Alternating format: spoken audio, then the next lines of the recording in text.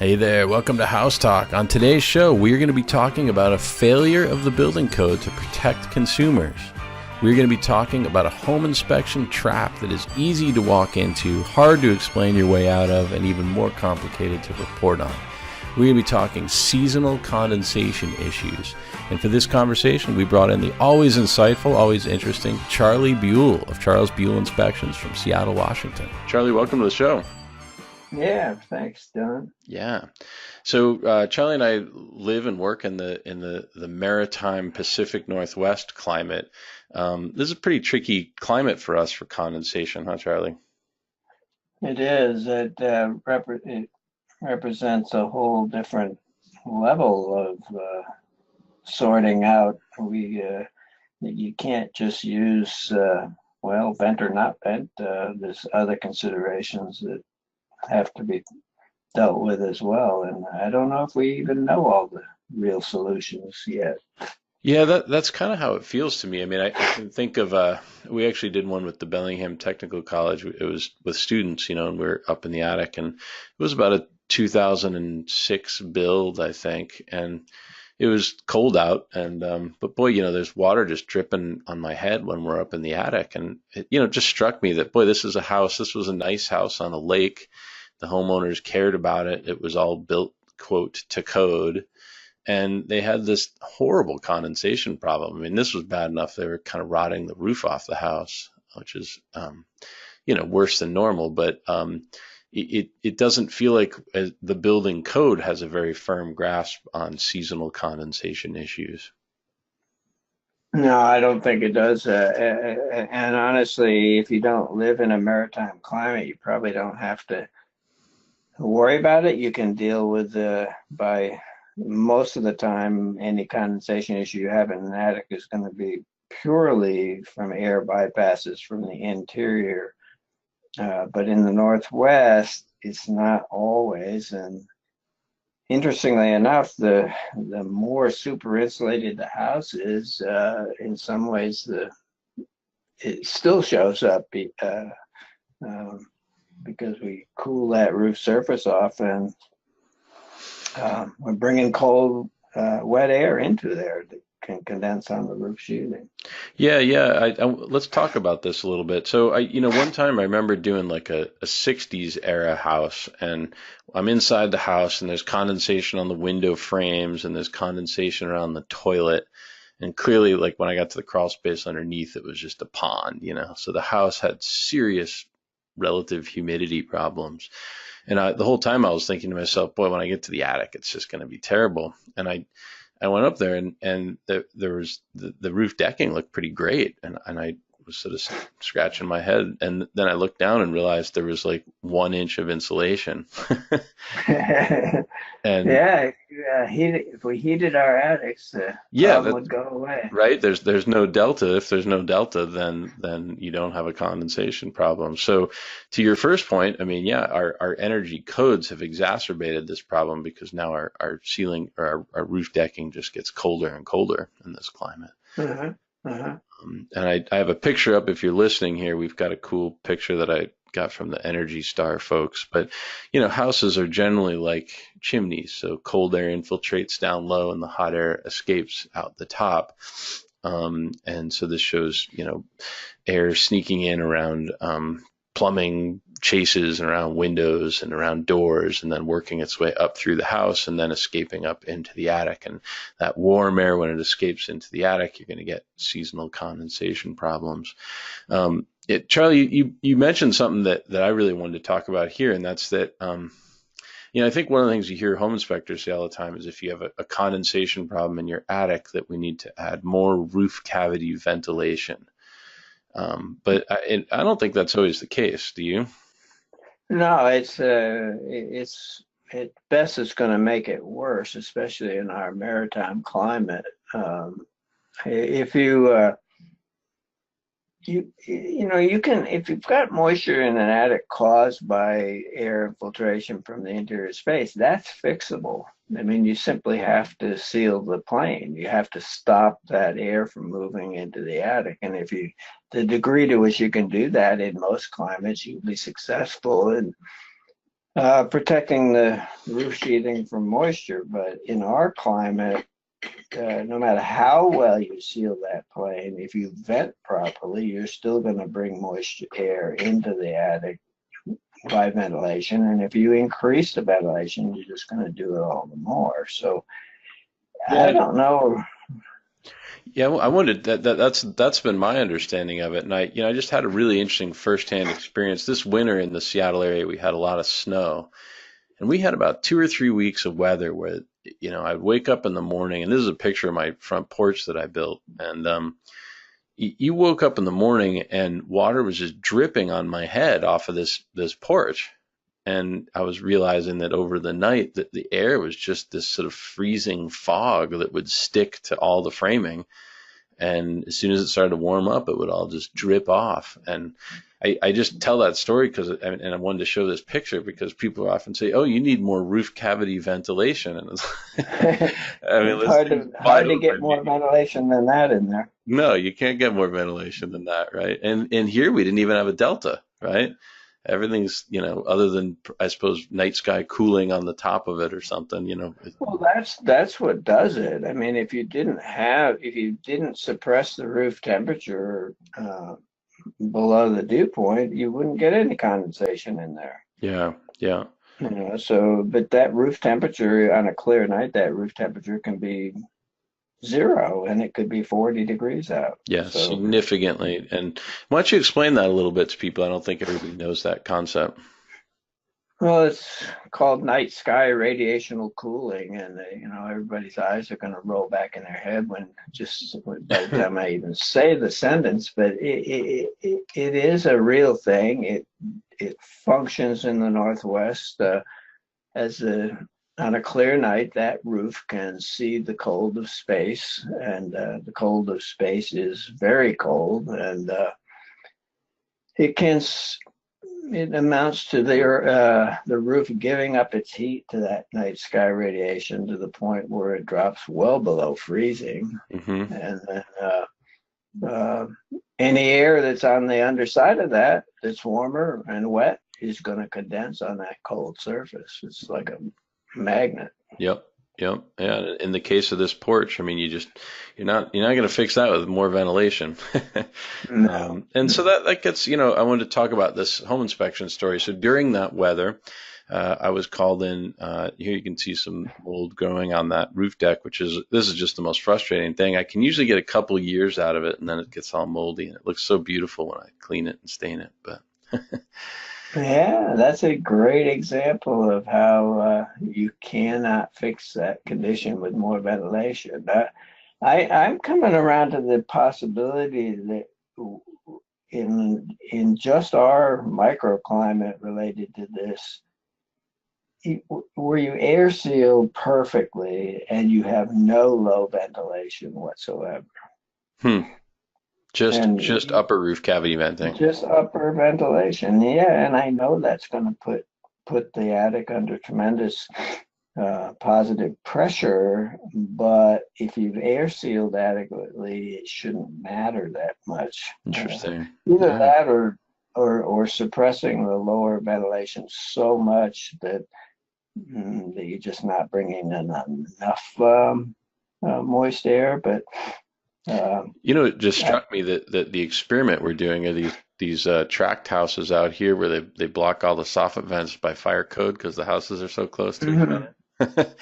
I mean, But they're putting them on the surface low. that's right. They put like a roof track vent or like a core vent in, but Yeah. still probably not getting quite that. It doesn't feel like you'd get quite the same flow from down low with that setup. But maybe it wouldn't even matter. Yeah.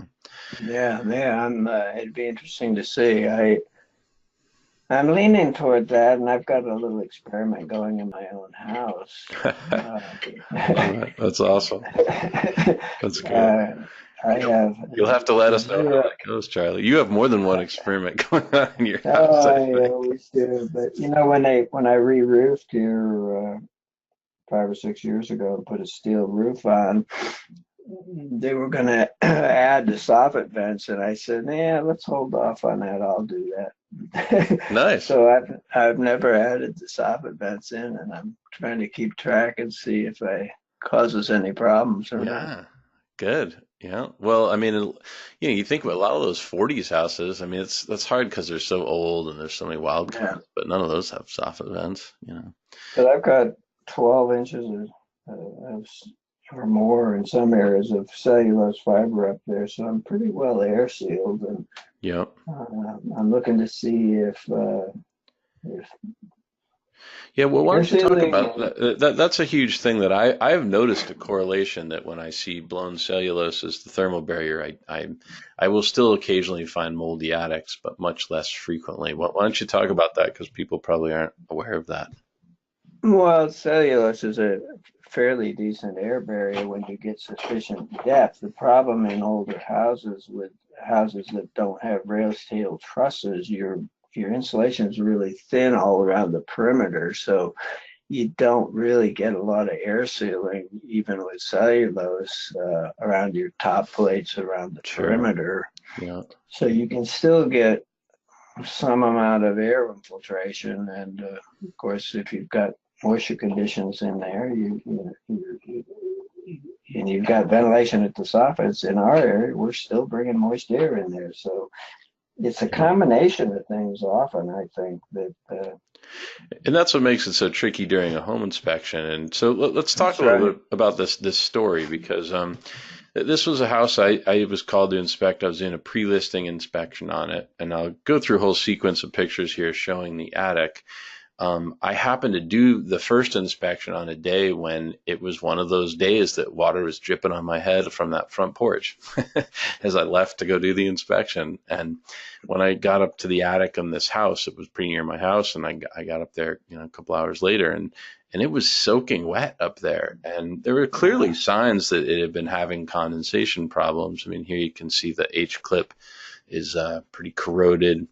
We're starting Well, to. for a clip to be that rusted, a galvanized clip to be that rusted, it's wet a lot. Yep, that's right. And in my opinion, is that this is more wetting than you're going to get from radiational cooling. Hmm. This is maybe it's that, but my guess is that you don't have air sealing insulation or much air sealing of the lid either. Well, so the other data point, there were places that I know their lid was not air sealed, and I found them and documented some of those. The other data point is the crawl space was dry when I was down there, but they had a sump pump, and the seller had Mm-hmm. said that at one point they had a past, bulk water problem in their crawl space. So clearly that would have been, something that could have changed if you fix that drainage problem. Then that Sure. should have changed. So we've got this, we started, I think you mentioned just, multiple different inputs. So there's all these moving targets for us as a home inspector. But I'm with you, Charlie. I see that H clip and I'm thinking, boy, it's gotten wet up here. This isn't just from this freezing fog on this one day. And, you can tell that, I mean, look at the difference in color between the OSB sheathing on the gable wall. Where if you're just listening, that there's a picture here where the sheathing is kind of, almost looks like it came from the lumber yard and it's done out of Yeah. OSB. And the roof deck that's plywood, you're starting to get some black stains around the nail heads and clearly having some. Another hint that this is a lot of this might be from radiational cooling. I might change my vote on this a little bit based on this picture because generally when you have overall high humidity levels in the crawl space from the interior, you see a lot more staining on the trusses themselves. Hmm. Yeah, yeah, Whereas this is pretty much just on the sheathing. it is. Yeah, I mean, it's really interesting how that gable wall, like, look at the difference there. Jeez, just night and day, right? Yeah, And that's yeah, the yeah. gable So wall is not exposed to the night sky. that's right. Um, That's right. so that's interesting. So Well, let's look at a few I more think, pictures here. Sorry, that one's a little blurry, but it's the same sort of concept where the truss looks pretty good. It's mostly the sheathing. And this one, you're getting that classic, the nail heads, so mhm. all black. Now, to confuse matters, so the client then ended up going up there a couple days later with her quote contractor. And they were like, well, it's dry up here, and this attic has never had a moisture problem. So, Uh, right. So, as we've all been there as home inspectors, so now you're dealing with like, this multiple input problem that could have arguably been made significantly better by fixing the drainage problem in the crawl space. That might partly be yeah. just from night sky cooling. When I was up there, the thing that I remembered was when I crawled up and crawled around in there, when I grabbed the truss cords to pull myself up, the truss cords were wet.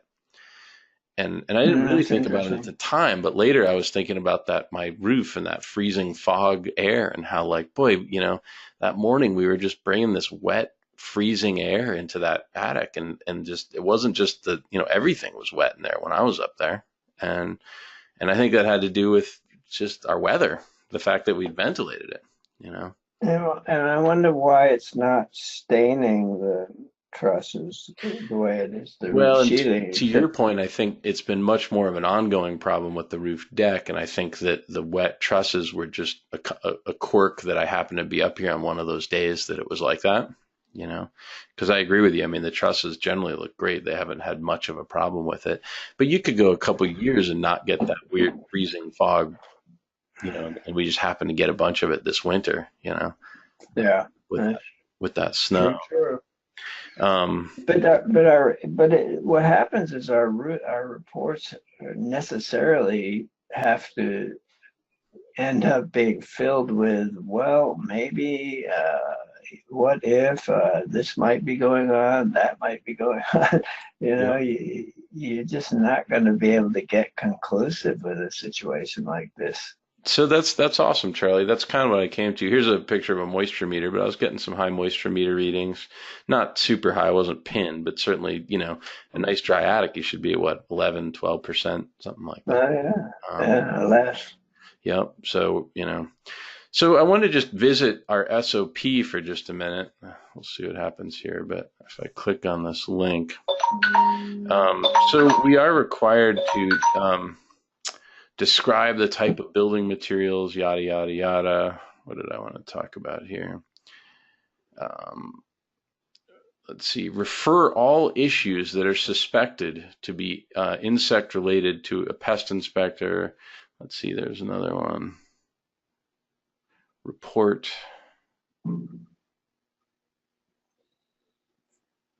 I can't remember what I was driving at with this, but the issue as I see it is that we're required to say something about all this.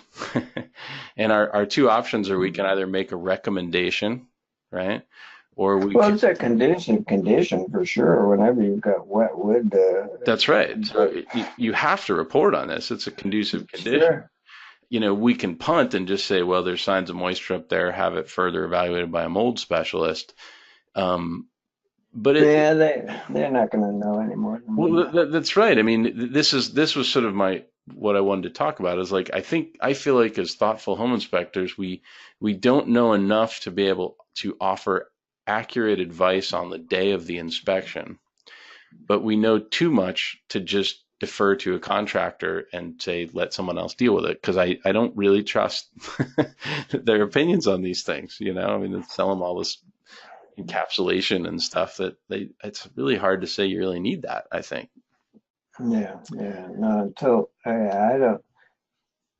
Boy, I don't really. It's Yeah, going to be case by case for me. that's right. It's a real kind of home inspection trap. This one was particularly tricky, I feel like, because it had a lot of moving parts with being out there on really wet, a really quirky day that were just, my guess is lots of people's attics were wet on the day that I went out there. And I did end up going back, Yeah, 5 days later or something, just because it was near my house. And it was dry up there. I mean, granted, it's a different day, different well, time. So how much water is too much? How much, where do we draw the line that some of this is normal because we ventilated it, and some of it's not normal. yeah, yeah. I think that's what year was this house? I think early 2000, like right around there. Yeah. So it clearly isn't air sealed enough from that vintage. So that's never going to hurt as a recommendation to Agreed. improve air sealing. And that's kind of Um, that was one of the things that we sort of agreed on. That was like, the no-brainer here is to air seal. You know. mhm, mhm.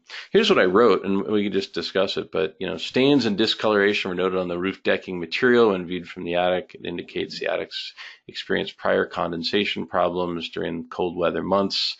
Generally, a way to prevent seasonal condensation in attic involves a four-pronged approach. Air seal the ceiling as is feasible to slow air migration from the interior into the attic.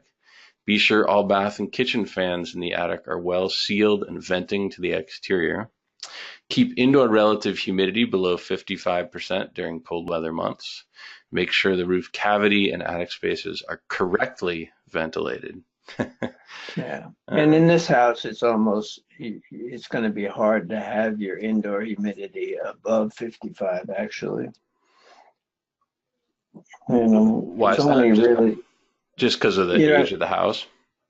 yeah, it's just not going to be sealed well enough to, like, for example, I have a hard time keeping my house uh, above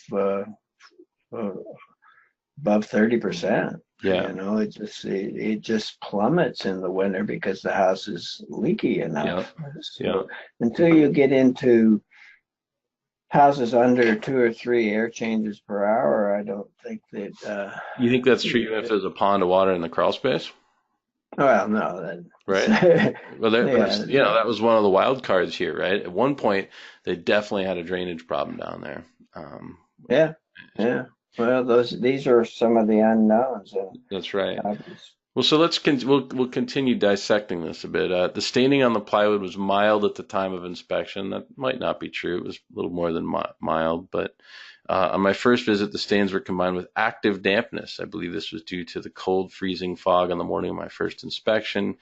As even the truss cords were damp, I returned a few days later and it was dry. Options for handling this include implement air sealing work and keep indoor relative humidity below 55%, monitor during cold weather to make sure the space is staying dry, and take corrective action only if needed.